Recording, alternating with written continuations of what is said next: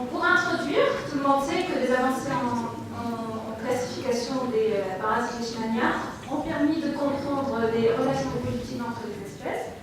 Donc, cette classification a été initialement démontrée par des critères éco-biologiques, sauf que ces critères sont devenus inefficaces vu la complexification de la situation épidémiologique des leishmanieuses dans le monde. Les scientifiques ont eu donc recours au typage isoenzymatique, qui est le gold standard pour la caractérisation des parasites leishmaniens. Sauf que cette technique présente des limites en épidémiologie moléculaire, puisque le système isoenzymatique présente une horloge moléculaire relativement lente. Et puis cette technique est une technique laborieuse. Et donc à l'ère de la biologie moléculaire, plusieurs techniques ont été développées, à savoir les MLMT et les MLST. Et ces techniques restent aussi des techniques très lourdes. Donc ce qui a poussé plusieurs chercheurs à aller vers le marqueur unique. Et donc plusieurs marqueurs ont été développés dans ce sens. Sauf que pour la plupart, ils étaient soit peu sensibles, soit développés pour une certaine géographie, une certaine origine géographique ou bien une certaine espèce bien spécifique.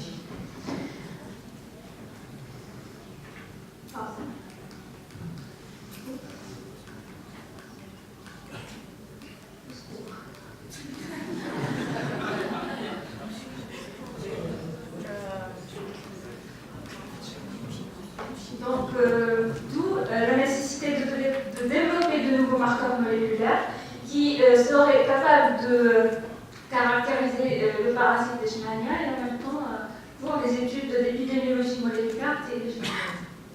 Donc, ce qui nous amène à la dipeptidase, qui est un gène 3, qui est un gène qui code pour une exopeptidase de la famille M49 de métalloprotéases.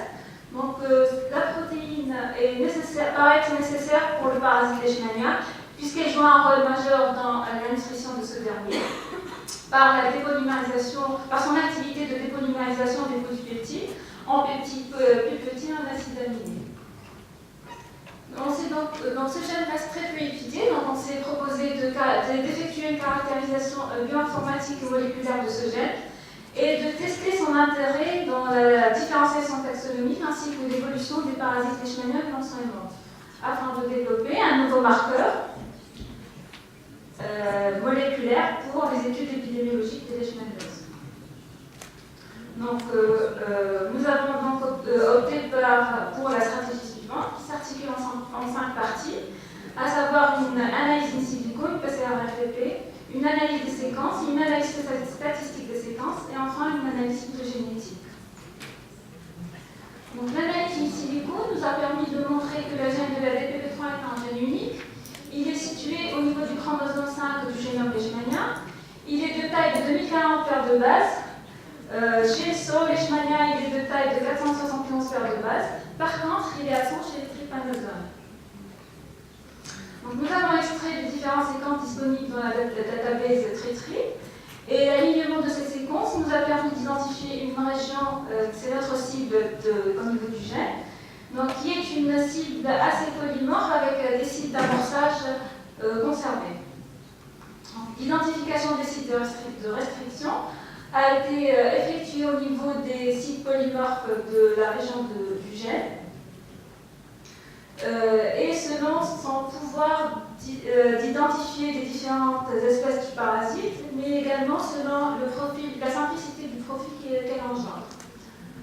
Donc, la validation expérimentale de cette analyse in silico a été effectuée sur 95 souches qui appartiennent à différentes espèces de différentes origines géographiques. Et elle a montré que la PCR présente une réactivité avec toutes les espèces testées et que le profil de la double digestion permet de différencier entre les espèces Leishmania major, Leishmania tropica, Leishmania ethiopica et la Soro-Leishmania L-tarantodée. Par contre, pour Leishmania infantum, elle partage son profil avec Leishmania chagassi, Leishmania turingica, Leishmania arabica et les souches africaines de Leishmania de Novani.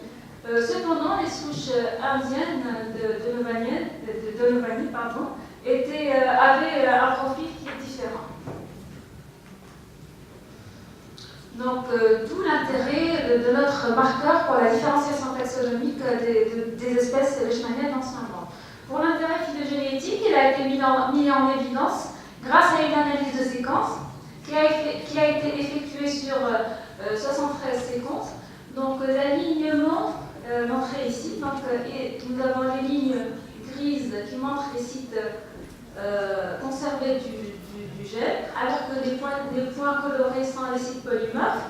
Donc cette analyse a montré que Leishmania major présente un groupe monomorphe. Pour Leishmania tropica, c'est le groupe le plus polymorphe qui présente 4 haplotypes, qui serait probablement corrélé avec l'origine géographique.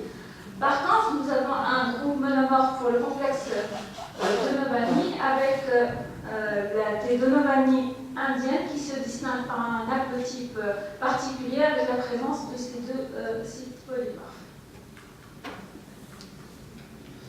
Donc, cet alignement nous a permis de calculer les indices standards de la diversité génétique qui, eux, nous ont permis d'effectuer le test de sélection qui a été en faveur d'une sélection positive qui favoriserait l'apparition de nouvelles variantes génétiques qui seraient capables de s'adapter à leur environnement et d'augmenter leur aptitude à la survie. Nous pouvons dire donc que le gène de la DPP3 pourrait jouer un rôle dans l'adaptation du parasite à son environnement. Donc cette adaptation génétique, si on peut dire ça, confère au génome Leishmania sa plasticité, qui nous rappelle l'histoire, ou bien la théorie de la reine rouge de Valvalette. En fait, cette théorie s'inspire de l'histoire Alice au pays des merveilles, où on voit ici la reine rouge qui entraîne Alice dans une course. Et puis Alice étonnée demande à la reine rouge, mais reine rouge, pourquoi on est en train de courir tellement vite alors que le paysage tout autour ne change pas. Et donc la reine rouge dit que c'est exactement l'objectif, on doit courir à toutes jambes pour rester sur place. Donc, et c'est ce que fait le parasite leishmanien. Et notre course finit avec une analyse phylogénétique. Donc cette analyse a permis de montrer que notre marqueur pouvait grouper différencier entre les 3 sous-genres Leishmania, Sauroleishmania et Leishmania.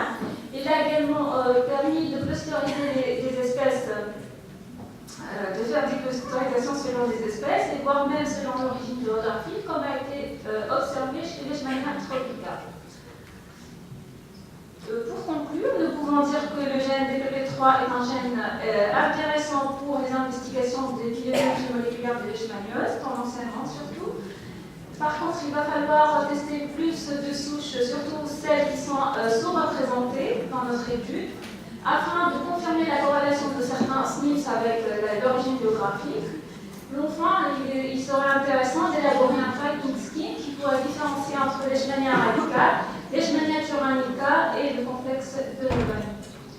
Donc pour finir, je voudrais remercier les membres du laboratoire d'épidémiologie moléculaire et de pathologie expérimentale, le ministère de l'Enseignement supérieur et de la recherche scientifique pour le financement du projet, et enfin vous pour votre attention.